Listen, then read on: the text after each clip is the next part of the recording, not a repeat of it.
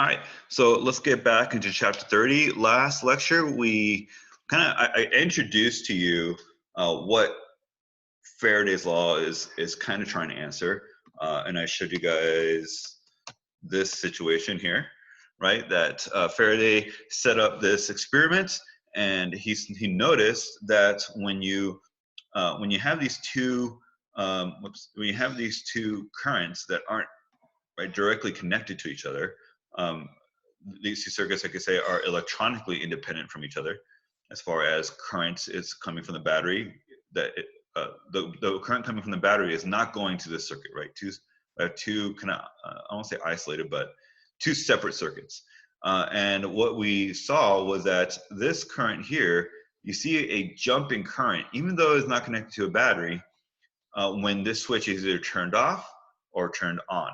Okay, so if it's turned on and then you leave it on, that current eventually goes back down to zero. Once you turn it off, the current jumps up, or you get a little spike in current and then goes back down to zero. Okay, so only when there's a change, right? Only when there's a change in the circuit do you actually see current here. And so what we did with that, we explained that we did all this. Okay, so current in that second circuit that's not connected to anything is created when either your magnetic field changes, or increases or decreases, when you have a change in magnetic field, or as I showed last time with our little simulation there, if area increases or decreases. Okay, so if you change one of those things, you get what we call an induced current. Okay, that induced current is a current in the other circuit, and the reason why we call it induced is because it is a current not created by a battery, but it is a current created by that changing magnetic field or that changing area. All right, so we kind of left it there, well, actually, I think we went one more. And I said, maybe I didn't say this, but let me just start from this point. So the thing that explains this the best is Faraday's law, or the thing that explains this the best is magnetic flux. So which magnetic flux we'll use in Faraday's law. So we're going to talk about first magnetic flux. How do we calculate flux? And because that's pretty much the difficult part of Faraday's law. So we're going to spend a little bit of time talking about flux, and then we'll actually see how that relates to our observations here. Okay. So let's look into this a little bit more. So flux, what is flux? Well, we talked about flux before with Gauss's law. Right, Gauss's law, when we looked at flux there, that was just electric field times area, right, essentially. And that's what magnetic flux is going to be. Right? It's how much magnetic field is going through this area. So we talked about this in some detail when we looked at Gauss's law, right? When we talked about electric flux. It's the same thing there. When we're talking about magnetic flux, instead of saying electric field times area, we're doing magnetic field times area. Okay, so I do have a couple of illustrations here. So one of the things we can think about is if light is going through this window, right? If light is going through this window, how much of the light actually goes through it? Well, in order to answer that question, we're more interested in the perpendicular component here. Okay, not so much the parallel component. So the parallel component of this, in this case, a magnetic field, is not actually going through this plane, right? Only the perpendicular component is. So we're more interested in that perpendicular component as far as how much is going through that surface. All right, so I have a couple of illustrations, like I said. So here's kind of another illustration that if you have a fan blowing through this area here, through this loop, you know, how much of the air actually goes in, it kind of depends on this angle, right? If I made this plane perpendicular or standing up like this, then you have a lot of air going through it. If I tilt it, as shown, then I'm not going to have as much air going through that window, because now when I tilt it, there's the area effectively decreases, right? For the area for the air to go through, when I tilt it forward, it decreases. I think I have another picture here. Okay, so here's the two options. I have a plane, the loop where I have all this air going through it, right? And so when it's like this, I get the maximum amount of air going through this loop. Or I could tilt it, but when I tilt it, I don't have as much air going through it because look at, I have all this air up here that doesn't go through the loop, and then all this air down here that doesn't go through the loop. So by tilting it, I have a less area for that wind to go through.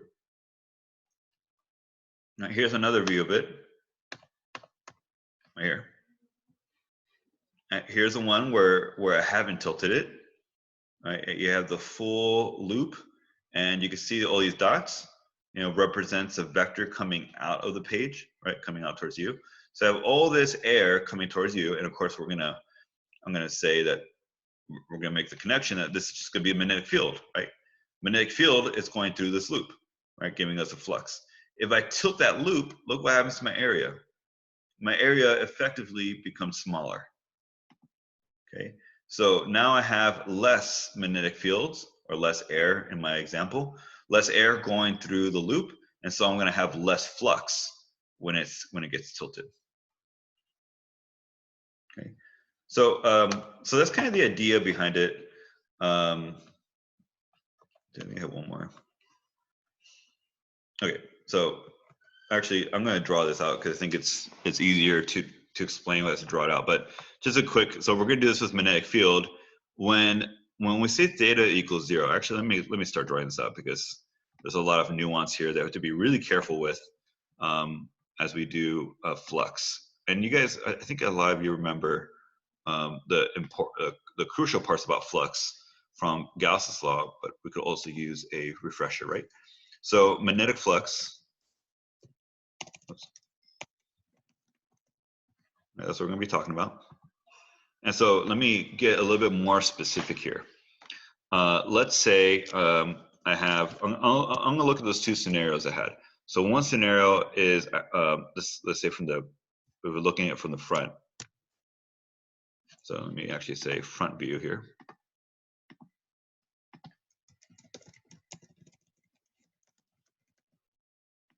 So let's say I have that square coil.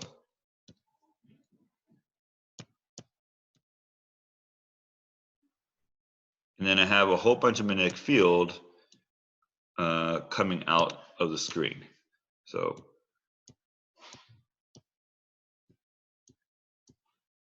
sorry, these dots are not equal sizes. Anyway, all right, so I have all this magnetic field coming out of the screen here.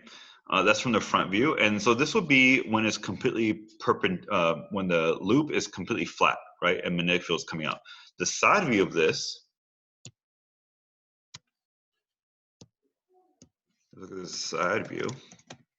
Kind of what I just had on the PowerPoint here.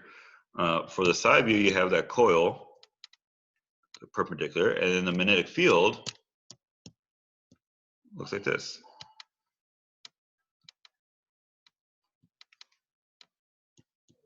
Okay, so what are we looking at here?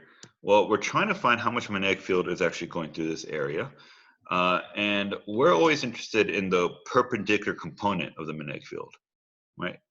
So we're interested, let me put that here.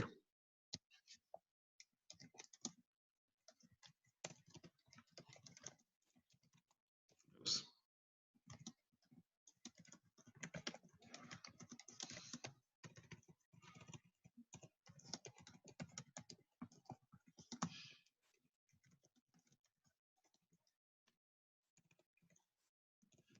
To the loop.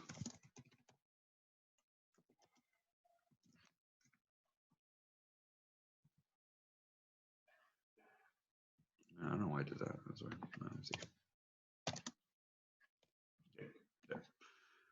So how do we find that perpendicular component? Well, we're always going to ask the question, what is the angle related to, what is the angle that B makes to the normal? Okay, so there's my normal, right? Remember, normal is just makes 90 degrees to the actual coil, right? So in this case, the angle that B makes with that normal direction, well, that's just going to be 0. So we're going to call this is a situation when theta equals 0. Okay, so magnetic field is in the same direction as a normal, and so we'll say it's 0. Okay, now let's do another one. The other example, which is when I tilted it. So let's do a front view here, and I'm going to do another side view down here.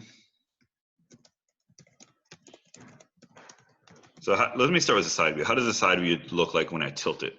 So when I tilt it,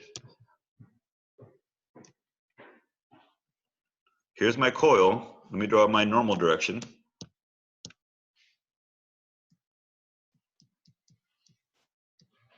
There's my normal. Okay. Again, 90 degrees from the coil. And then my magnetic field, I'm just going to have the same magnetic field from previous.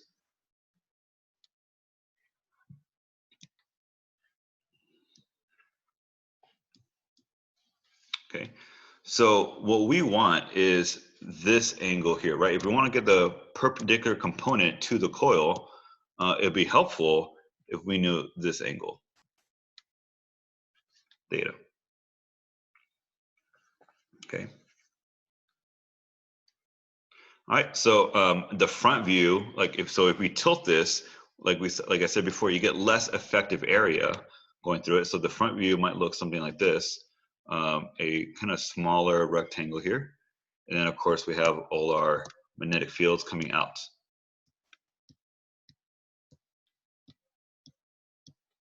I'll try to be a little more careful and try to get these the same shape here. Yeah, because this one right here is terrible.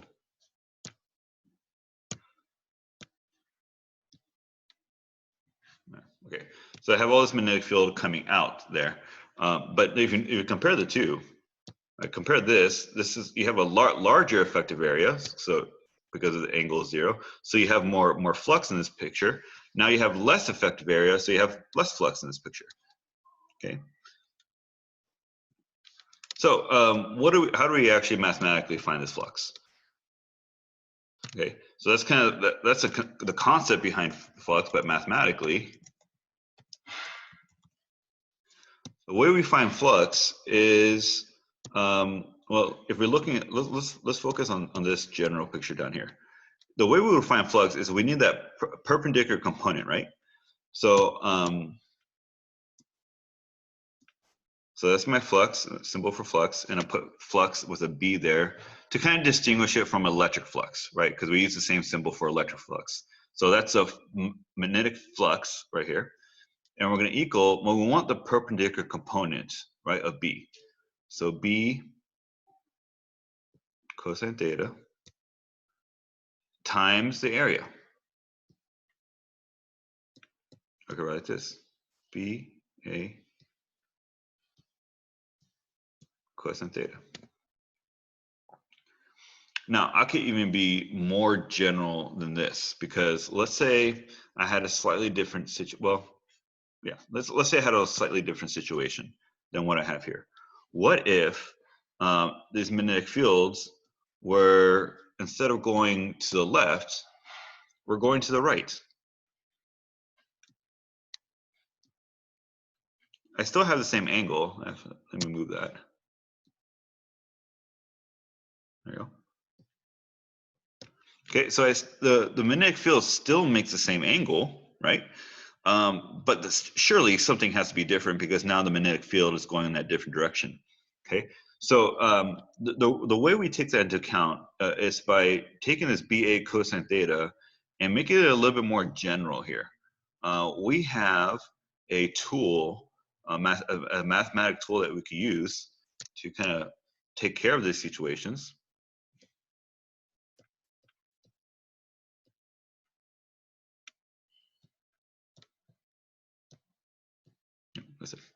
Okay, is a dot product.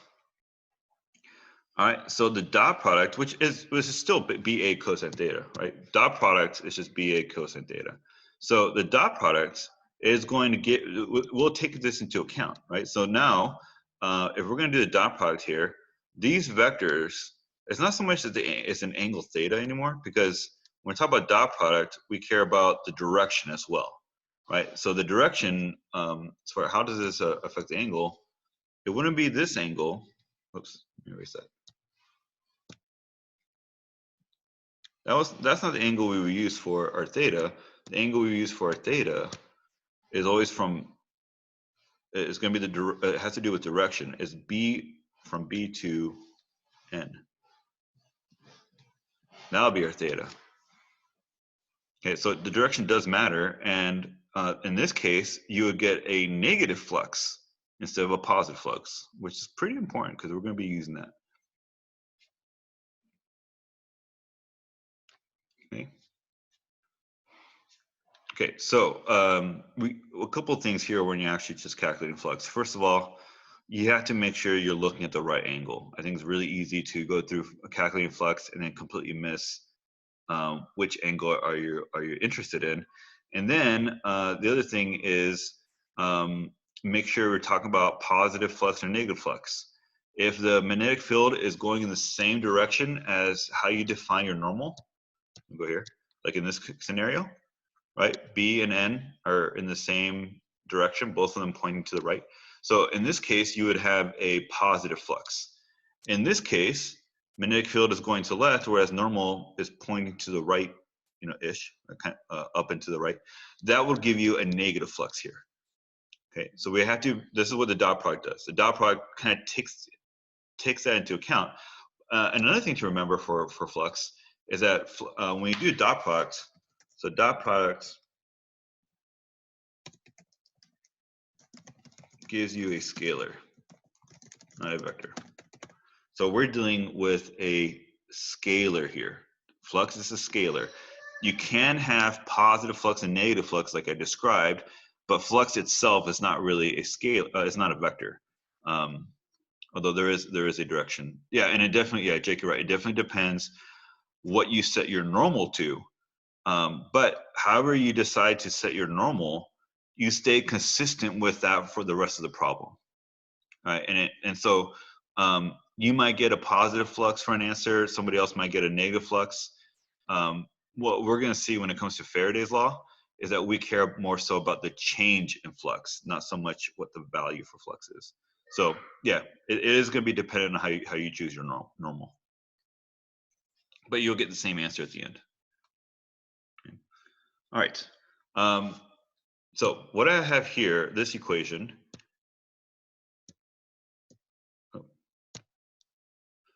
So this equation here kind of assumes something.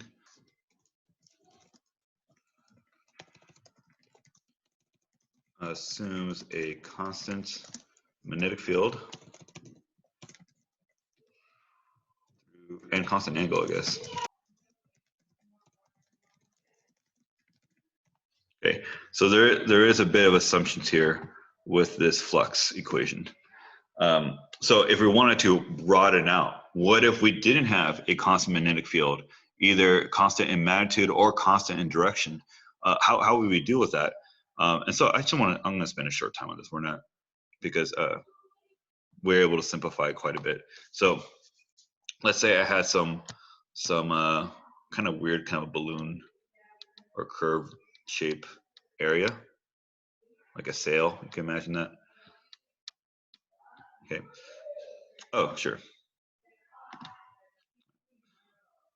In case you missed something here, I'll leave you here for a second. Okay, so let's say we had this weird area, and then magnetic field was something like this. Let me draw it in blue.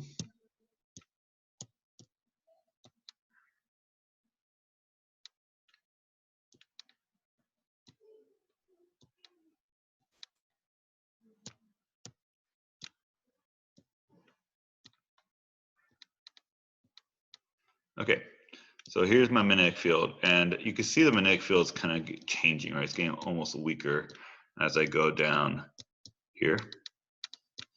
And not only is it, not only is the magnitude changing, but if I look at the normal direction at each point here,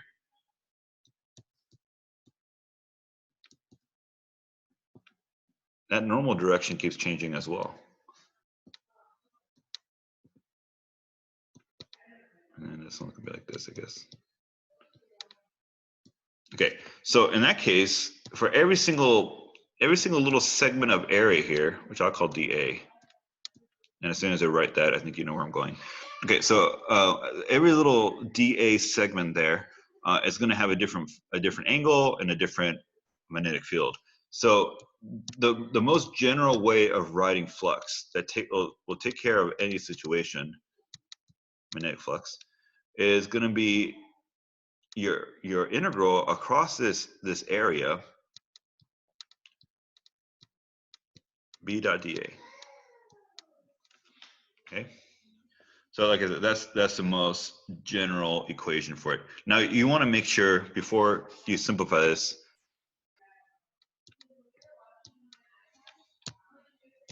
we can say it like this: if magnetic field stays constant,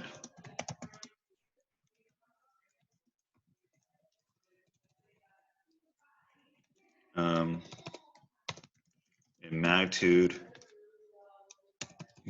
and direction, integral reduces or simplifies, and we get our BA cosine theta again.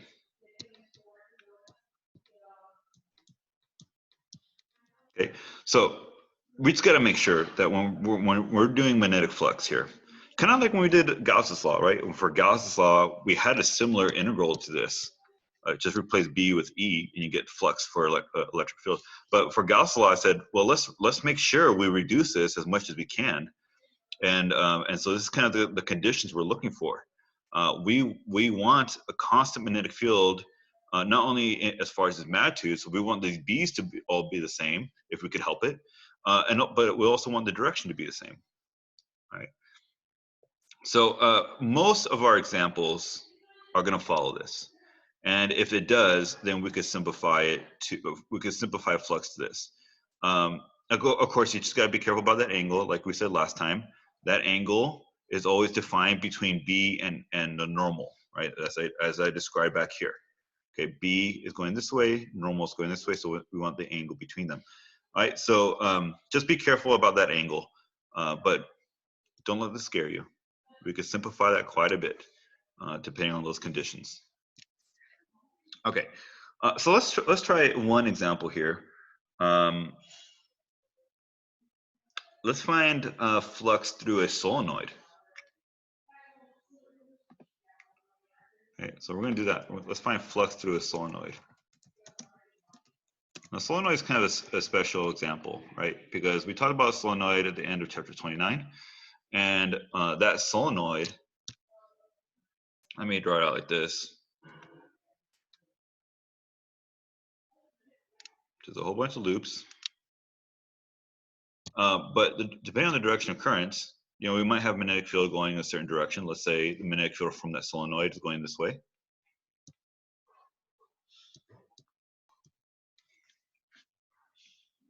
Okay. So if the magnetic field from the solenoid is going to the right, let's calculate flux. So flux through the solenoid. So we have all these areas, right? Let me see if I could highlight this.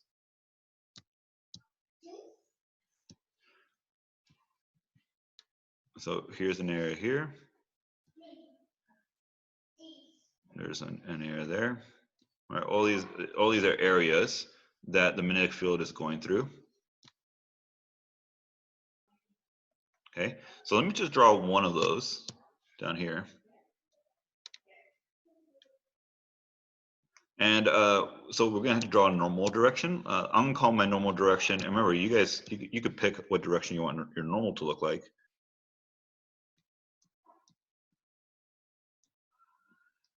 Okay, there's my normal direction.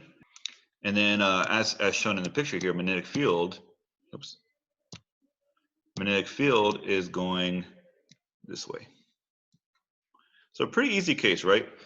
I have a near constant magnetic field, and that's one of the things we talked about in that solenoid. A solenoid does a really good job of giving us a constant magnetic field inside the solenoid. So I have a near constant magnetic field, and magnetic field is going in the same direction as N.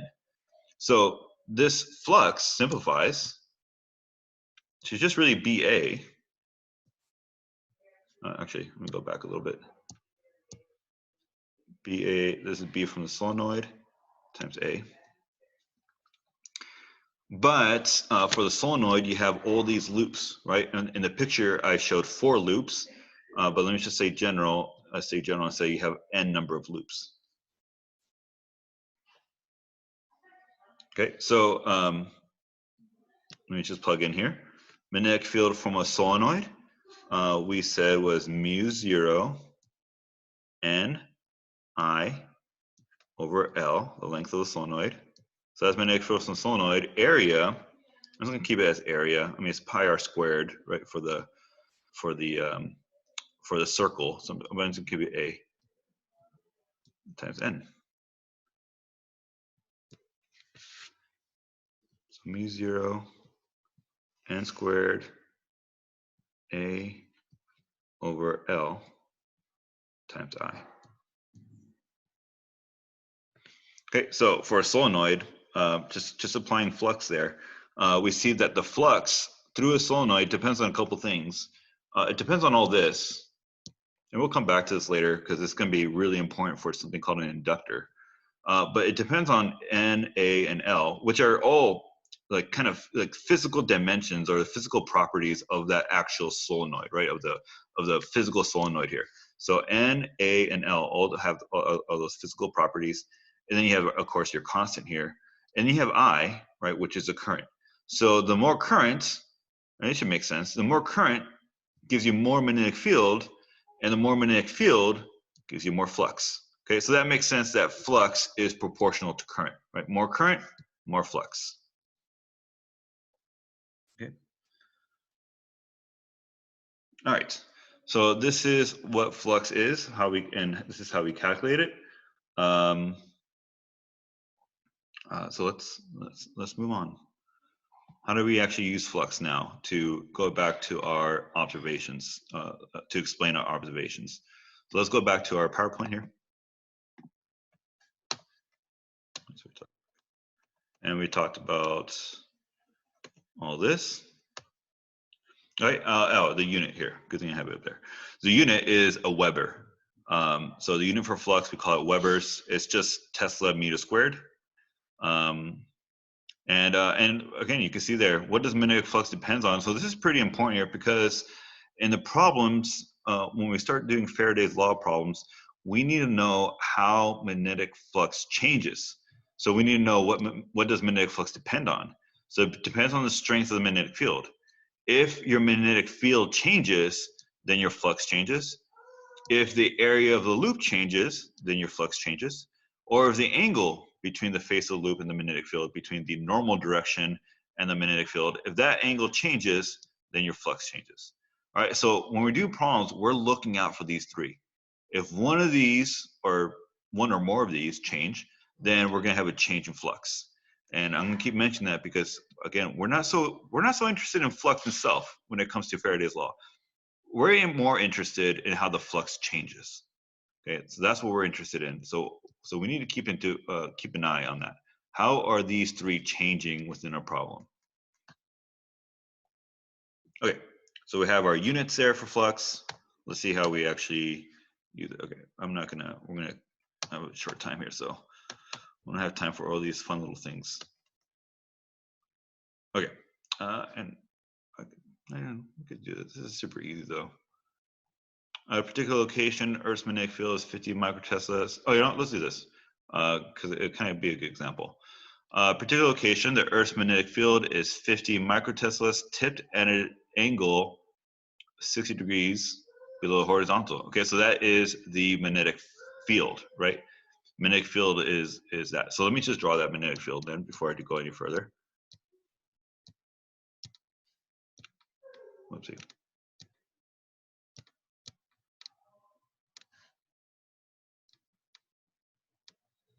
So it says below the horizontal, right?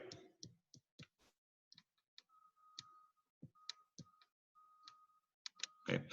And we have a 10 centimeter diameter circular loop of wire sits flat on the table. So I'm going to try to draw this my best here. Let's say, let me draw it like this.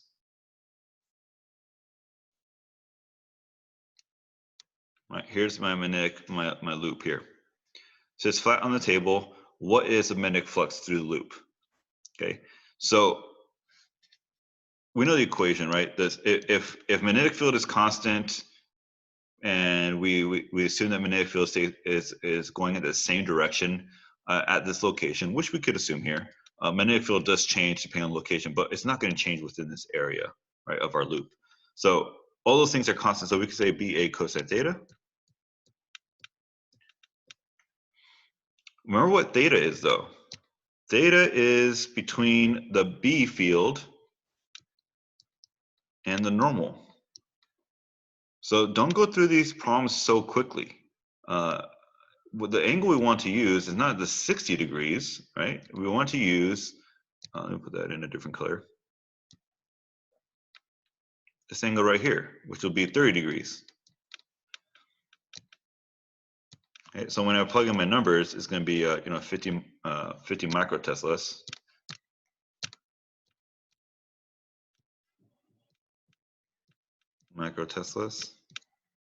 Times the area. So the area is pi times the radius squared. So 0.050 squared. And then cosine theta, okay, so don't use the 60. Like I said, we need to use the 30 degrees here. Okay. And so you will get your answer by plugging in that way. So just kind of a quick example of, when do you, what angle do you use? Just read the problem carefully. I strongly suggest drawing out a picture because it will kind of show you, whether that 60 degrees would be the right angle you need to use, or you need to alter it slightly. Equivalently, you could have done sine 60. Okay, sine 60, cosine 30 are the same thing. All right. Let's go here. All right, so Faraday's law. All right, we're gonna get to Faraday's law now, or a version of Faraday's law. I'll change the equation I'm about to show you later, because there's a slight nuance to it.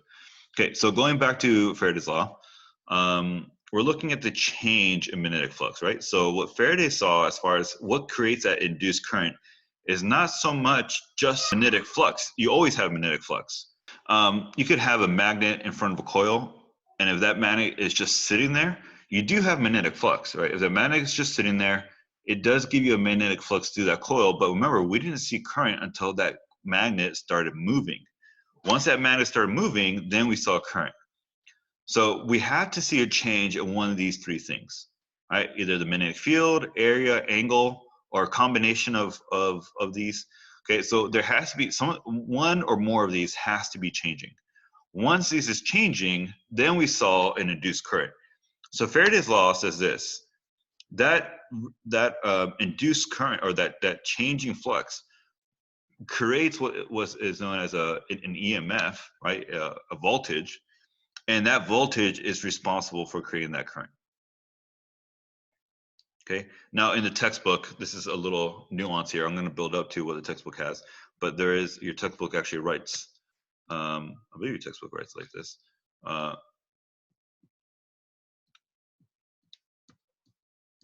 Has a negative there. And I'm going to explain the reason for that negative in a little bit. Okay, and it has to do with the direction of current that results. But so we'll talk about that as we get closer. Okay, so this equation, what I have written here is how that flux changes over time equals EMF. And I'm actually going to alter this equation here for our purposes. So Faraday's law.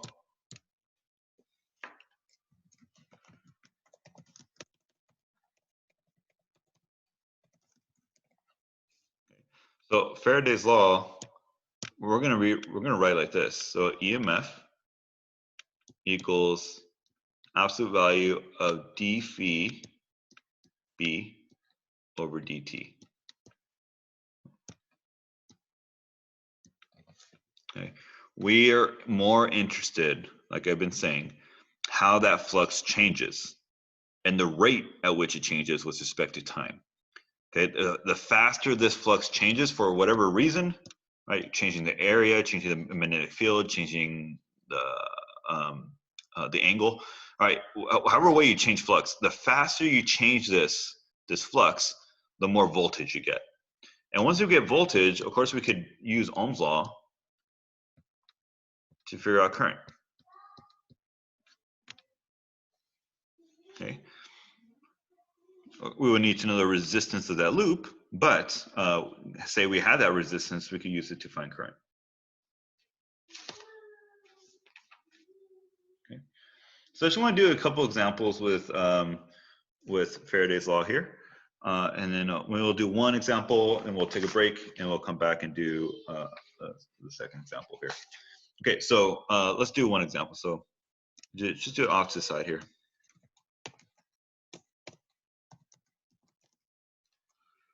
All right, so for this example, let's say we had an 80 turn coil. Let's have a little bit more space there.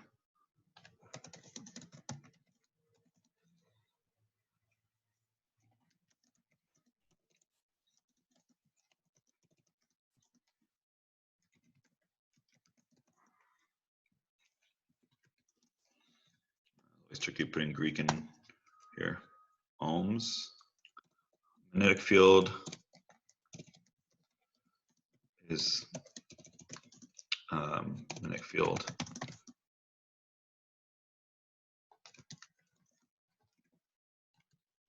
perpendicularly, is that a word? Or is perpendicular to the area of the loop? Probably a better way of saying.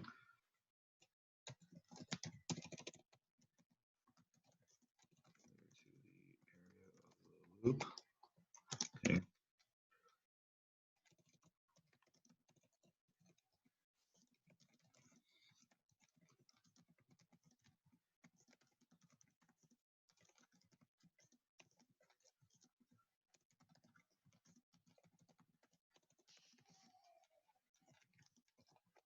Okay, so here's our example that we're going to be looking at.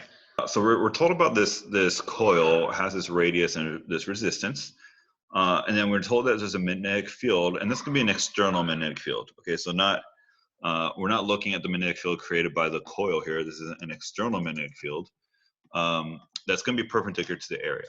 So let's draw this out really quick. So I have my loops. Okay.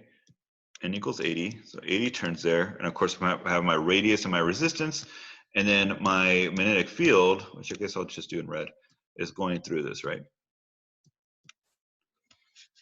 In the same direction as my normal here.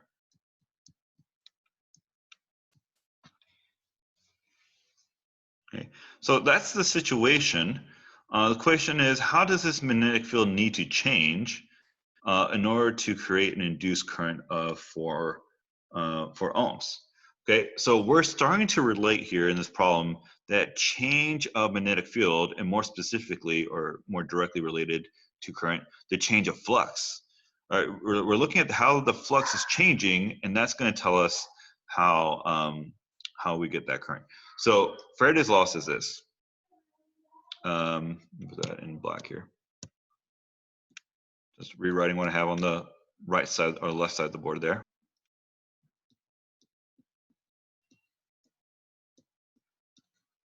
Make that a little clearer there. Okay. Now we can make a couple substitutions, right? For EMF, current times resistance there, and that flux. I'm gonna keep the d dt off to the side here. And for flux, okay, so we talk about flux. We know flux is this, right? If those conditions that we talked about earlier are met, we could use this for our flux. So constant magnetic field throughout the area. Okay, that's it doesn't say that, but we'll assume that. And constant direction, right? So that magnetic field, I guess that's one of the things we could change. We could say that magnetic field is changing, but let's just say that the magnetic field stays perpendicular, like the problem says. So if that's the case, then my flux is just really BA. Okay. So as far as my time derivative here, we're not changing the area of my loop here. Oh, and I also have to n, right? I have a number of turns here. So let me put in number of turns. Don't want to forget that. Okay, don't forget your number of turns. All right, so what's changing with respect to time? So we're going to say we're not changing the number of turns, A staying constant as well. So it's just really dB dt. We have IR. Okay, so we can solve for that dB dt. dB dt just equals, and of course this is an absolute value, so we just need to see it increase or decrease by this rate.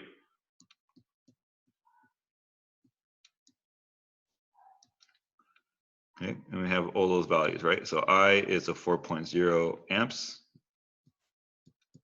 R, capital R, that's resistance. And then number of turns, 80. And then the area, we're talking about a circle, right? The coil, so pi r squared times 0.050 squared. Okay, so in order to see this change here, or to see this current, that magnetic field has to be changing at a certain rate. So let me plug that into the calculator, see what we get. So 4 times 30 divided by 80 times pi times 0.05 squared. Okay, so I get 190 Teslas per second. Okay, so in order for us to see a current go, of 4.0 amps, that magnetic field has to be increasing or decreasing, right? We're looking at the absolute value there, increasing or decreasing by 190 Teslas every second. Okay, so which is pretty fast changing in order to see such a high current there. All right, now what would be the difference if that magnetic field increases versus that magnetic field decreases? Well, what will be the difference there is the direction of current, not so much how much current, but whether you get a clockwise current or a counterclockwise current.